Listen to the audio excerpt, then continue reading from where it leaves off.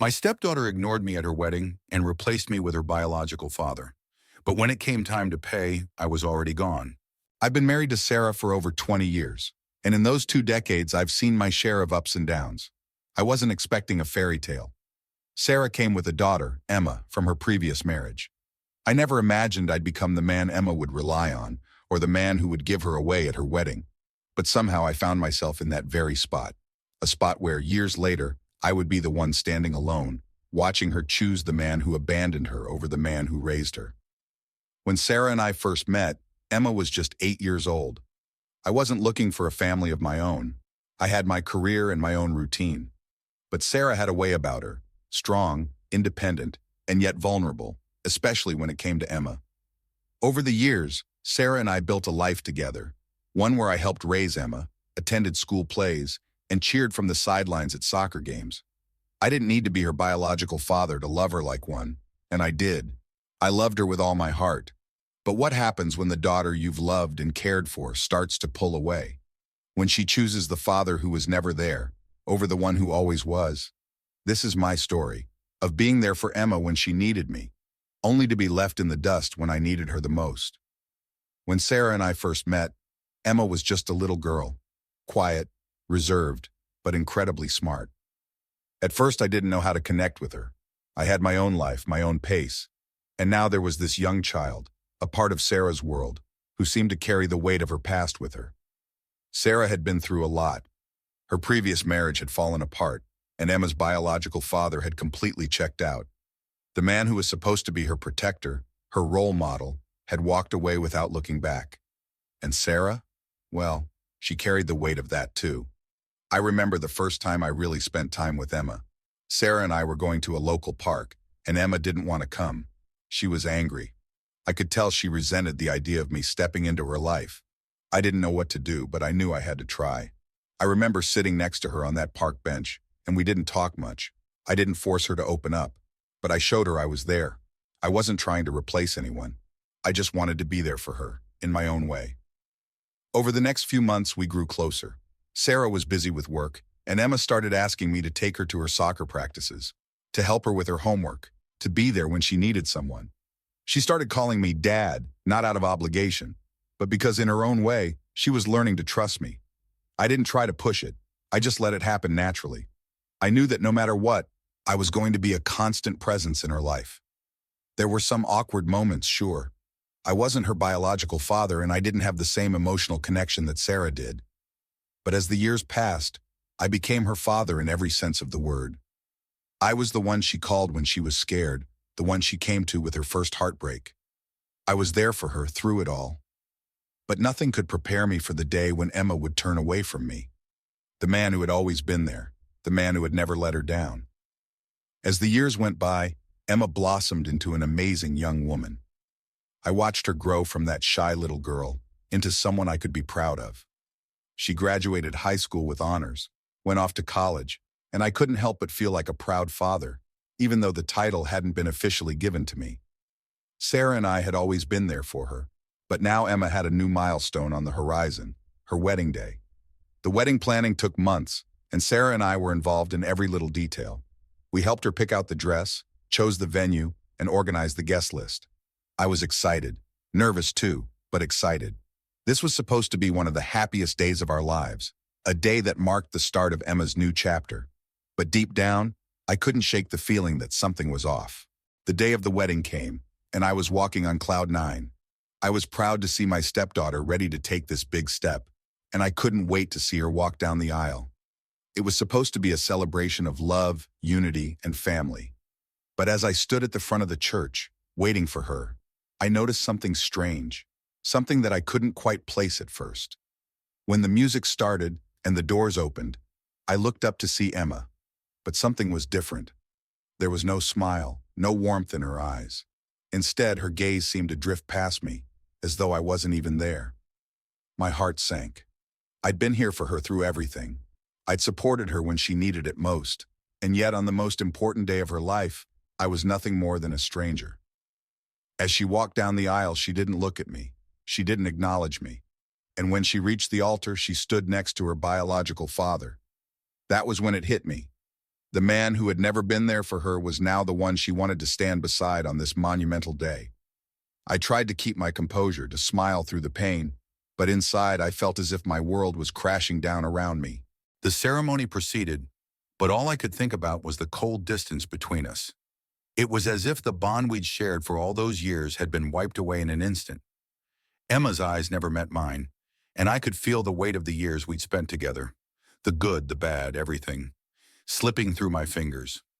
As the reception began, I tried to talk to her, but every attempt was met with indifference.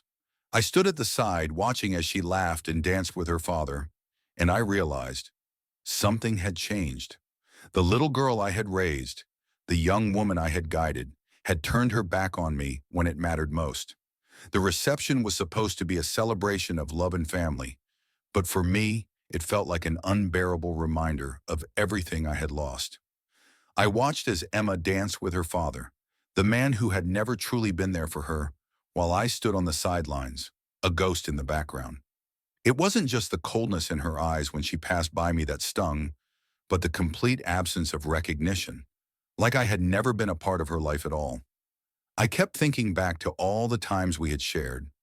The first time she called me Dad, the school plays, the late-night talks about life and love. And yet, in this moment, it felt like none of it mattered. It was like she had forgotten everything. Or worse, like it had all been erased. Later in the evening, when I found a quiet corner to clear my head, Sarah came up to me, concern etched across her face. "Are you okay?" she asked softly. I could hear the worry in her voice, but I didn't have the strength to pretend. "I don't know, Sarah," I said, my voice cracking. "It's like she doesn't even see me anymore." Sarah's face softened, and she placed a gentle hand on my shoulder. "I don't think she means to hurt you," she said, though her voice was filled with doubt. "She's just caught up in the moment. She's always had a special bond with her father." The words didn't make me feel any better. I'd spent years supporting Emma, offering her the love and care I thought a father should, and yet now, on her wedding day, I was invisible to her. Maybe Sarah was right. Maybe I was overreacting. But it didn't feel that way. It felt like a betrayal, a final acknowledgement that all the years I had spent as a father figure meant nothing, that my role in her life was just a placeholder until the real father returned. By the end of the night, the feeling of rejection had solidified in my heart. I could feel the gap widening between us, and I knew, deep down, that things would never be the same. I had invested so much in our relationship, and now, standing there in the quiet aftermath of the wedding, I couldn't shake the feeling that I had been replaced. Later that evening, as the guests mingled and the lights dimmed, Emma finally came over to speak to me. But her words were just a formality. "Thank you for coming, for everything," she said with a polite smile. The words felt hollow and her eyes never quite met mine. I nodded, forcing a smile through the ache in my chest. "You're welcome, Emma. Always." But inside I knew the truth. The bond we had was fading, and no amount of words could change that. The days after the wedding felt like a blur. I couldn't shake the feeling that I had somehow lost something vital, something irreplaceable. Every time I tried to reach out to Emma, to talk, there was a wall that had suddenly appeared between us, a cold, impenetrable barrier that I couldn't figure out how to break through. Sarah could see it too. She'd been trying to stay positive, hoping that Emma would come around, that this was just a phase. But deep down, I could tell she was as hurt as I was. We both knew something had shifted, and we didn't know how to fix it. One evening, about a week after the wedding, Sarah and I were sitting at the kitchen table, having one of those quiet, heavy conversations that had become all too familiar lately. "I spoke to Emma today," Sarah said, breaking the silence. "She said she's been feeling overwhelmed by everything, the wedding, the planning, all of it. She's just lost in the excitement of it all. I think she's not handling the pressure very well." I nodded, but it did little to ease the tension inside me. "I get that, but it doesn't explain how she's been acting, how she can look at me like I'm a stranger. She doesn't even seem to care." Sarah's gaze softened, but there was a sharpness in her voice when she spoke again. "Maybe she's afraid of what it means for her relationship with her biological father too. I know she struggled with that for a long time. Maybe this is her way of coping, of drawing the line between you and him." The words stung, But why does it have to be like this? Why does it feel like I'm being pushed out? I was there for her. I raised her. I loved her. And now it's like none of that matters. Sarah was silent for a moment, her hand resting on mine. Maybe you're not being replaced, but she's just trying to figure out who she is in all of this. Who she is with both of you in her life. I didn't want to believe it, but the truth was staring me in the face. Emma had already started to reestablish a relationship with her biological father, and I wasn't part of that equation anymore. I had always known there were parts of her life I couldn't control, but I hadn't expected it to feel so final. Later that evening, Emma texted me. It was short, almost too brief to call a message. Thanks for coming to the wedding. I hope we can talk soon. Love, Emma. I stared at the screen, the words burning in my chest. Was that it? Was that all I was going to get?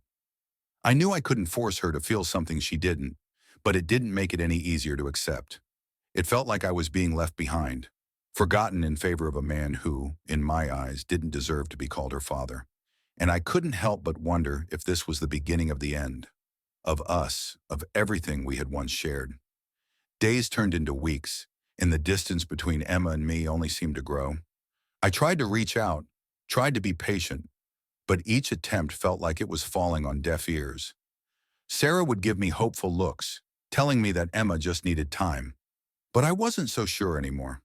Time wasn't healing the wound, it was deepening it. One evening, as I sat alone in the living room, I found myself staring at the framed photos of our family on the wall. There we were, smiling together in the kitchen, at holidays, at birthdays, happy moments that felt like they belonged to another lifetime. In some of them, Emma was just a little girl, her face full of hope and trust. And then there were the more recent photos, where she had begun to grow into the woman she was becoming. But even in those, I couldn't ignore the way her eyes looked at me now, a stranger in her own life. I couldn't stop the thoughts from circling in my mind. What went wrong? Where did I fail her? I spent the night replaying everything, from the small moments to the larger ones, trying to piece together where I had missed the signs that this was coming. Was I too hard on her sometimes? Was I too soft? I'd tried to be the father she needed, the one she deserved, but somewhere along the way I had missed the mark. The more I thought about it, the more I realized that the gap between us wasn't just about the wedding or the biological father. It was about who she had become and who I had become in her eyes. I had tried so hard to hold on, to protect her, to provide for her. But in doing so, I had unintentionally made her feel like I was an obstacle in her life. Maybe I was just trying to control things too much, or maybe I wasn't giving her enough space to grow. But it didn't change the fact that she had chosen him. That fact, raw and unspoken, was becoming impossible to ignore. Then came the day I couldn't avoid it any longer. Emma had come by the house to pick up some of her things. Sarah was at work, and it was just the two of us. I knew this was the moment I had been avoiding. "Can we talk?" she asked quietly as she walked in. I nodded, my stomach twisting. "Of course." She sat down, her hands folded in her lap, her eyes not meeting mine. I don't know how to say this, but I think it's time for me to really figure things out," she began, her voice wavering slightly. "I know you've done a lot for me, but I need space to work on my relationship with my dad, and I think it's important for both of us to be honest with each other about where we stand." Her words hit like a blow. They were so simple, so matter-of-fact, but they shattered something inside me. She was choosing him over me. I swallowed hard, forcing myself to stay calm. "I understand," I said, though the words tasted bitter. "I just wanted you to know that I've always been here for you, and I always will be." Emma nodded slowly. "I know, and I appreciate that. But things have changed, and I think we both need to accept that." She didn't wait for a response. She stood up, grabbed the rest of her things, and left without another word. As I watched her walk away, it hit me. This wasn't just a phase. This wasn't something that could be fixed with time or patience. The person Emma had become was no longer the girl I had raised. She was forging her own path, and I wasn't part of it anymore. I stood there numb. The echo of the door closing behind her was deafening, and I couldn't shake the feeling that I was losing everything I had worked so hard for. Days turned into weeks, and I found myself caught in a cycle of reflection and regret. The house felt emptier, quieter. Sarah still tried to reassure me that everything would work out, but I could see the toll this was taking on her as well. The tension in our home was palpable. We both knew that things between Emma and me would never be the same again, but neither of us knew how to fix it, or even if it could be fixed. It was on one of these quiet evenings, when the weight of the situation seemed unbearable, that I found myself standing in the backyard, staring at the horizon. The evening sky was painted in shades of orange and pink, the air still and cool. I usually came out here to clear my head, to find some peace, but tonight, peace felt like a distant memory. As I stood there, my thoughts drifted to the years I had spent raising Emma. It felt like a lifetime ago that I had held her as a child, taught her how to ride a bike, helped her with her school projects, and shared endless family dinners. I had poured my heart into our relationship, tried to be the father she needed, even when it wasn't easy, and yet none of it seemed to matter now. I had always believed that love could fix everything, but now standing there in the fading light, I began to realize that love, no matter how strong, wasn't always enough. I had tried to give Emma the world, but somewhere along the way, I had forgotten that she needed space to become her own person, to make her own choices, and that I realized was where I had failed her. It wasn't about me anymore. It was about her journey, her growth, her independence. She was no longer the little girl who needed me to guide her. She was an adult now, carving her own path. And as painful as it was, I had to accept that. I took a deep breath, letting the cool air fill my lungs. For the first time in weeks, I felt a flicker of something. Acceptance, maybe. It didn't make the pain go away, but it was a start. I couldn't change what had happened, but I could change how I moved forward. The weight that had been pressing down on me began to lift, just a little. The first step toward healing wasn't going to be easy, but it was a step I had to take. I couldn't keep the weight of everything inside me much longer. Sarah had been the one constant through it all, her patience, her support. She never judged me, even when I couldn't find the right words, when I was lost in the turmoil of my emotions. But I knew I had to open up to her, truly talk about what I was feeling, before I cracked under the pressure. One evening after dinner, when the house was finally quiet, I found her sitting on the couch, flipping through a book. The soft hum of the refrigerator was the only sound breaking the silence. I hesitated for a moment, unsure of how to begin, but I knew I had to. "Sarah," I said softly, my voice a little shaky. She looked up from her book, her expression immediately softening as she put it down. "What is it, love?" I took a deep breath. "I don't know how to fix this. What happened with Emma? I keep asking myself where I went wrong, how things got to this point. It's like everything I did. It wasn't enough." Sarah reached over, placing her hand on mine, offering the quiet comfort that she always did so well. "You've been a good father to her. You know that, right? She's just, she's in a different place now. And I don't think it's about you not doing enough. Sometimes people, especially kids, need to make their own choices, even if it hurts." Her words stung, but I knew they were true. Emma had made her choice, and that choice was to replace me with her biological father. There was no way to change that now. It wasn't easy for me to admit, but deep down I knew that Sarah was right. Emma's path was her own, and all I could do was respect it. "But how do we move forward?" I asked, feeling a mix of hopelessness and determination. "How do I move forward when it feels like I'm losing her?" Sarah squeezed my hand tighter, her eyes gentle yet firm. "You take it one day at a time, just like we always have. You've been through so much together, and you can't lose that overnight. And you'll always be a part of Emma's life. It might not look like what you imagined, but that doesn't mean you're not important to her." Her words gave me a sliver of hope, something I hadn't felt in a while. The road ahead was uncertain, and I didn't know if things with Emma would ever truly be the same. But for the first time in a while, I felt a glimmer of possibility. Maybe there was still a way to repair the fractures, but I couldn't do it alone. I needed to be patient, with Emma and with myself. Days passed, and the weight of the situation settled deeper in my chest. There was an unsettling quiet around the house, a tension that didn't seem to want to lift. I kept hoping for a phone call, a message, something that would bridge the gap between me and Emma. But as time stretched on, it became clear that the silence was no accident. Emma had made her decision, and it was one I was struggling to accept. It was a Saturday afternoon when I got the message. The text was simple, almost too simple, and it stung like a slap in the face.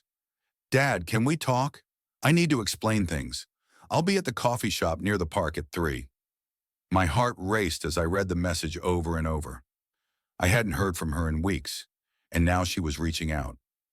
Was this the chance I had been waiting for? Or was it simply a formality, something she felt she owed me out of obligation? I got dressed quickly, not even thinking about what I was wearing. I was nervous, my palms clammy as I grabbed my keys. I couldn't deny the hope that bubbled up inside me, despite the fear of what she might say. The idea that she could still want a relationship, even after everything, was a small but precious thought that I wasn't ready to let go of. When I arrived at the coffee shop, I saw her sitting at a corner table, her eyes scanning the room. She looked older, more like the young woman she had become rather than the little girl I remembered. Her features were familiar, but the distance between us had made them feel foreign. I took a deep breath before walking over to her.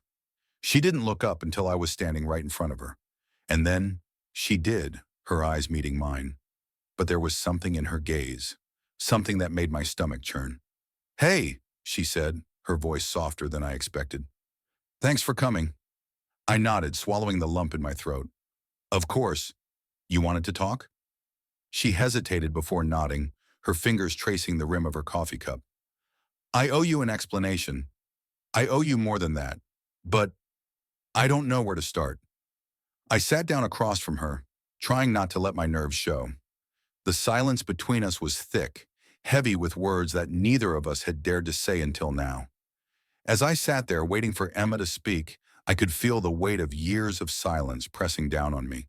She had always been such an open book, but now there was a guardedness about her that I couldn't shake. Her fingers still traced the edge of her coffee cup nervously, a small gesture that made the gap between us feel even wider. She finally spoke, her voice trembling slightly as if the words were difficult to get out. "I've been thinking a lot about everything that happened. About the wedding, about us," Emma began, her eyes locking with mine. "And I know I hurt you. I didn't mean to, but I did. And I don't know how to fix it. I don't even know where to begin." I swallowed, trying to steady my own breathing. This was what I had been waiting for, but hearing her admit it was harder than I had imagined. I wanted to reach out, to tell her it was okay, but the words wouldn't come. I just listened, hoping to understand her side of the story. "I've been angry for so long, Dad," she continued, her voice breaking a little. "Angry that you weren't there for me when I needed you the most. Angry that you gave up on us, on me, when things got tough. I felt abandoned. And when I saw you not even trying to be a part of my life, it shattered me." Her eyes welled up, and I could feel the weight of her pain in my own chest. I hadn't realized how deeply she had felt that abandonment, how much my absence had affected her. It was as if everything that had gone wrong had been my fault, and I didn't have the words to tell her how wrong that was. I had tried. I had wanted to be there, but I couldn't make her see that. "I didn't replace you with my biological dad," she whispered, her voice barely audible.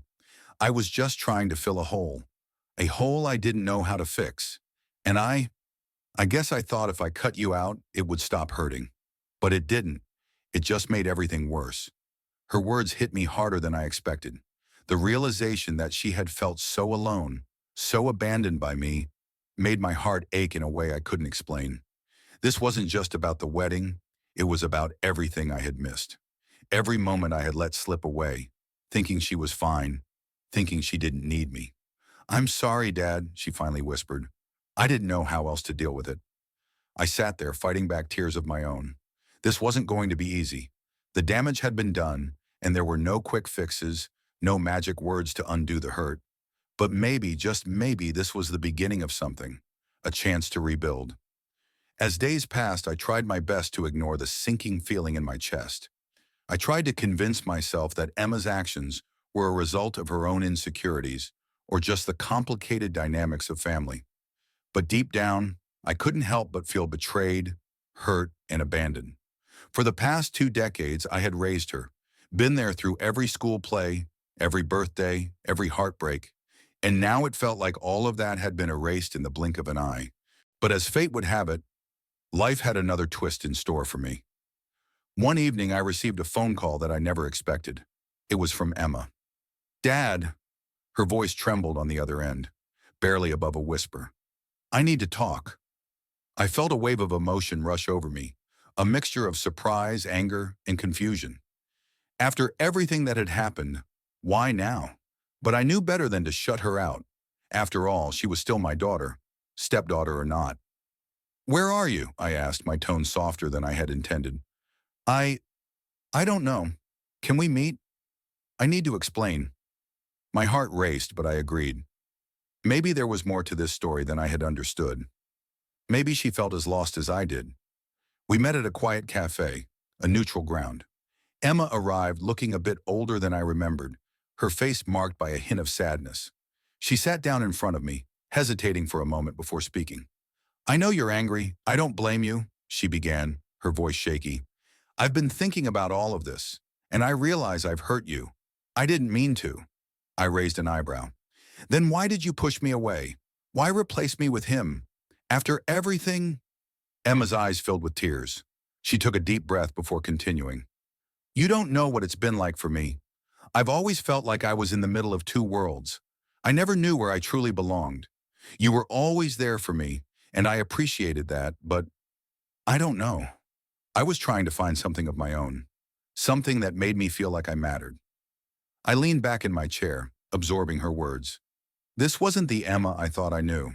She was vulnerable, torn in ways I hadn't realized. And in that moment, I saw the person behind the decisions. The little girl who had once called me dad, not just the woman who had ignored me at her wedding. "I should have been more open with you," she whispered, looking down at her hands. "I should have told you how much I struggled. But I didn't want to burden you. I was afraid of losing you too." My heart softened as I listened. It wasn't easy to admit it, but I understood now. She wasn't rejecting me. She was fighting her own demons, struggling to navigate a world that felt so uncertain. And in the process, she had unknowingly pushed the person who had always loved her the most. The conversation lasted for hours. Emma poured out her heart, explaining how her father's absence had left a void in her life that she tried to fill with things that only caused more confusion. She talked about how difficult it had been to see him at her wedding, and how in the end, she didn't know who she was supposed to choose. But what broke my heart the most was her admission that she had never truly understood the depth of my feelings for her. "I was so focused on my own pain," she said quietly, "that I didn't see yours. I'm sorry, Dad. I wish I could go back and fix everything." I reached across the table and took her hand. It was the first time in a long while that I felt we were truly connecting. "I understand now," I said, the weight of everything lifting off my shoulders. "We both made mistakes, but I'll always be here for you. We'll work through this, together." The road to reconciliation wasn't easy, but it was worth it. Over the next few months, Emma and I worked on rebuilding our relationship piece by piece. We had difficult conversations, faced painful truths, but we did it together. Slowly, she began to invite me back into her life, not as the person who had raised her, but as someone who could be there for her in a different way. By the time her second wedding came around, things had changed. I wasn't just a guest at the event. I was a part of it, as I had always been meant to be. Emma, standing at the altar with her new partner, looked at me with a smile that said everything. "I'm glad you're here, Dad," she whispered, her eyes shining with gratitude. "Thank you for never giving up on me." And in that moment, I realized that love wasn't about perfection or always getting it right. It was about being there, no matter what, through the pain, the mistakes, and the lessons learned along the way. Have you ever found yourself in a difficult relationship where communication was lost and the pain seemed impossible to heal? Remember, no matter the circumstances, it's never too late to reach out, listen, and rebuild. Sometimes all it takes is a single conversation to start the healing process. If you've experienced something similar or know someone who might be struggling with broken family ties, share your story or reach out for support. Remember, you're never alone in this journey, and there's always room for forgiveness and growth. Want more stories about second chances and family healing? Follow for more updates and join a community that believes in the power of love and reconciliation.